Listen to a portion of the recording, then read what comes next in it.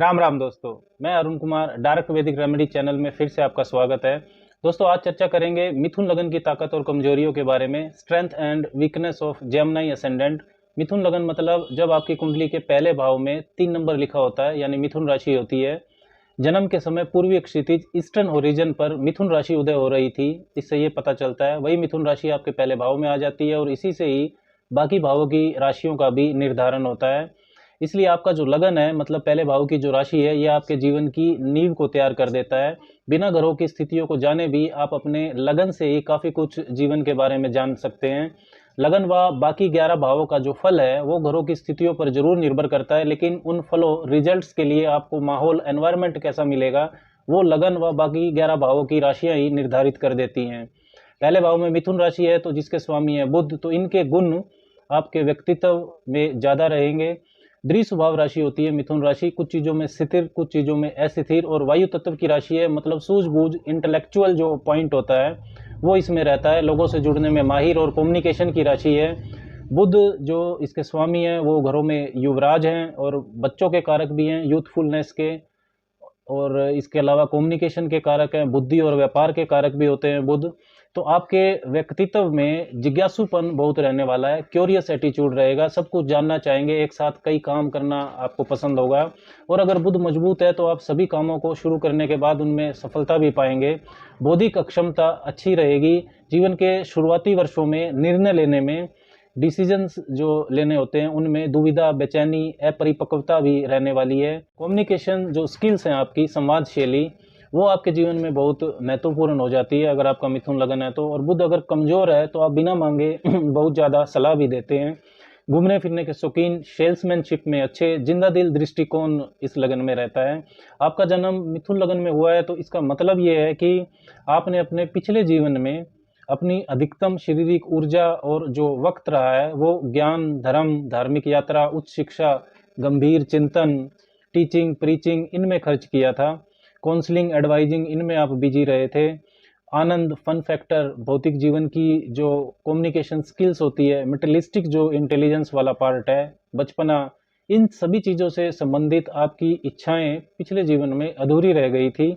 मिथुन राशि से बिल्कुल ठीक विपरीत धनु राशि होती है, तो आपने धनु राशि के डोमेन यानी कि धनु राशि के जो गुणों वाले कार्यों पर अपना पिछला जीवन खर्च किया था, ये संकेत इससे मिलता है। इसलिए इस जीवन में प्रकृति ने आपको मिथुन लगन में पैदा किया है। अब आप इस जीवन में गंभीर चिंतन की अपेक्षा गप्पे मारना, इधर उधर की बात करना और चीज़ों को बढ़ा चढ़ा कर दिखाना, एक साथ कई बौद्धिक क्षमता वाले काम करना, हंसमुख रहना, बहुत ज़्यादा आदेश फॉलो ना करना, हर तरह के लोगों से जुड़ना, सोशलाइज होना, व्यापारिक सोच रखना, ये सब आपको पसंद होगा। आपके पिछले जीवन की अधूरी इच्छाओं और कमियों की जानकारी भी आपका इस जन्म का लगन देता है।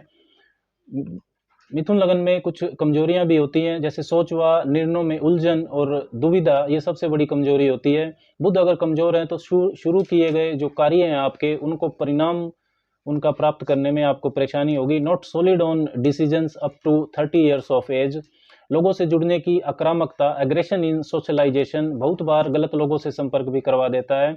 बहुत बार बिना सोचे समझे बोलना, जैसे गंभीर मुद्दों पर भी गंभीरता ना दिखाना, ये भी आपकी कमजोरी होती है। आपकी अपनी जो बात मनवाने की जो जिद होती है वो बच्चों की तरह बहुत बार हो जाती है, ये भी एक कमजोरी होती है।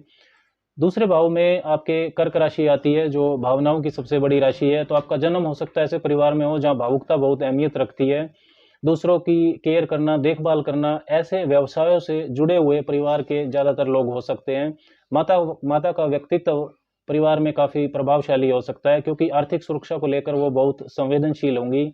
आपकी आर्थिक स्थिति में उतार चढ़ाव देखने में मिल सकता है, क्योंकि स्वामी चंद्रमा है दूसरे भाव के, जो घटते और बढ़ते रहते हैं। पूर्णिमा से अमावस्या तक घटते हैं और अमावस्या से पूर्णिमा तक बढ़ते हैं, तो इसी तरह की फ्लक्चुएशन आपकी जो एसेट्स हैं, फाइनेंशियल सिचुएशन है, उसमें हो सकती है। आपकी जो संवाद शैली है, कम्युनिकेशन, वो काफ़ी ऊर्जा से भरा हुआ, बोल्ड और जनता को प्रभावित करने वाला हो सकता है। तीसरे भाव में सिंह राशि आती है। अपने कम्युनिकेशन को काफ़ी रचनात्मक तरीके से क्रिएटिवली आप पेश कर सकते हैं। छोटे भाई बहन को भी आपके छोटे भाई बहन भी काफ़ी ग्रोथ ओरिएंटेड होंगे तथा अच्छे पदों पर हो सकते हैं। आपके अपने प्रयासों यानी कि एफर्ट्स और जो आपकी प्लानिंग है, उससे आपकी ईगो जुड़ी हुई हो सकती है। लग्नेश ये आपके चतुर्थेश भी हैं, चौथे भाव में कन्या राशि आती है, तो चतुर्थेश भी बुद्धि बनते हैं। तो आप अपनी माता के स्वभाव की तरह बहुत कैलकुलेटिव हो सकते हैं। घर की साज सजावट को लेकर, जमीन जायदाद को लेकर आपकी जो सोच है वो काफ़ी कैलकुलेटिव और एनालिटिकल हो सकती है। पंचम भाव में आपके तुला राशि आती है, तो जो आपका सेल्फ एक्सप्रेशन है, अपने आप को प्रस्तुत करने का तरीका, वो आप काफ़ी संतुलित रखना चाहेंगे। संतान का जो लग्जोरियस लाइफस्टाइल है वो हो सकता है आपकी संतान का, जो हो सकता है आपको पसंद ना आए। संतान के मामलों को लेकर, संतान की आज़ादी, शिक्षा, स्पोर्ट्स, इनको लेकर भी आप काफ़ी संतुलित चीज़ें इनमें देखना चाहेंगे। छठे भाव में वृश्चिक राशि आती है, जिसके स्वामी है मंगल, वो आपके लग्नेश बुध के शत्रु हैं। तो छठे भाव की जो ऊर्जा है वो काफ़ी उतार चढ़ाव देने वाली रहेगी। गुप्त शत्रु आपके बहुत रहने वाले हैं। रोजाना की जो आपकी दिनचर्या है, डेली वर्क रूटीन, उसमें काफ़ी चुनौतियां रहेंगी। आपका जीवन साथी और आपके जो पार्टनर्स हैं वो काफ़ी आदर्शवादी सोच के हो सकते हैं। आपके फन लविंग, कम्युनिकेटिव व्यक्तित्व की तुलना में जीवन साथी गंभीर स्वभाव के होने के कारण शुरुआती वैवाहिक जीवन में वैचारिक मतभेद भी हो सकते हैं। बाद में भी आपको ये अपनी सोच में बदलाव लाना होगा। शनि यहाँ पर अष्टमेश बनते हैं, तो साधारणतः अच्छी लॉन्जिविटी का संकेत मिलता है। वसीयत के मामलों में, इनलाज के साथ संबंधों में आपको काफ़ी अनुशासन भरे व्यवहार की ज़रूरत रहेगी। वसीयत के फ़ायदे से या इनलाज की मदद से आपका जो स्टेटस है वो ऊपर उठ सकता है। अपने धर्म, धार्मिक सोच को लेकर आपके विचार काफ़ी खुले रहेंगे। अलग अलग धर्म संस्कृति को आप जानना चाहेंगे। शनि की स्थिति अगर अच्छी है तो काफ़ी बुद्धिजीवी लोगों से आपको अच्छा मार्गदर्शन मिल सकता है। जन्म स्थान से दूर स्टेटस, काम अच्छा हो, ये भी संकेत मिलता है। मीन राशि आती है आपके 10वें भाव में, तो काफ़ी काल्पनिकता, एडवांस प्लानिंग की ज़रूरत आपको करियर में रहेगी। काम करने के माहौल में परायापन, एक फॉरेननेस भी आप महसूस करेंगे। अच्छे अनुभव के बाद ही लोग आपको सीरियसली लेंगे। कम्युनिकेशन के क्षेत्र, writing, salesmanship, marketing, arts, singing, NGO चलाना, मल्टीनेशनल कंपनी में काम करना, बिजनेस करना, इन सब में आपको एडवांटेज हो सकता है। अपने लाभ और इनकम को लेकर आप काफ़ी आक्रामक भी रहते हैं। मेष राशि आती है 11वें भाव में, तो अपनी जो संवादशैली है उसकी सहायता से नेटवर्किंग में आप काफ़ी आक्रामक रहेंगे। दोस्तों, मिथुन लग्न में पहले 5वें और 9वें भाव जो धर्म के भाव होते हैं, उनमें 3, 7, 11 यानी कि जो काम त्रिकोण की राशियां हैं वो आती हैं। धर्म भाव में काम त्रिकोण की राशियां, तो जो भौतिक इच्छाएं हैं, मेटेरियलिस्टिक जो आपकी डिजायर्स हैं, उनको प्राप्त करना ही आपको आपका धर्म बन रहा है। और जो दूसरा, छठा और 10वां भाव होते हैं, अर्थ भाव, उनके अंदर मोक्ष की राशियां आती हैं, 4, 8, 12।